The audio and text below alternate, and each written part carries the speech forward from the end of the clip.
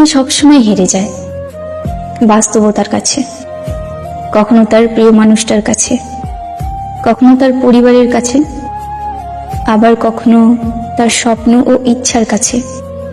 মেয়েরা চাইলেও তাদের ইচ্ছে মতো চলতে পারে না, তাদের ছোট ছোট ইচ্ছেগুলো পূরণ করতে পারে না, তাদের ভালোবাসা ও মমতা দিয়ে কাউকে খুশি করতে। মেয়ে মানেই তুমি বাবার বাড়ির বোঝা আর শ্বশুর বাড়ির কাজের জীবন্ত মেশিন। সারা জীবন কাটিয়ে দিতে হয় মানিয়ে নিতে নিতে। অবহেলা, লাঞ্ছনা, অপমান নিয়ে বেঁচে থাকতে হয় মেয়েদেরকে নিজের মতো করে বোঝার মতো কেউ থাকে না। আসলে মেয়েদেরকে সবাই নিজের সুবিধা মতো ব্যবহার করে।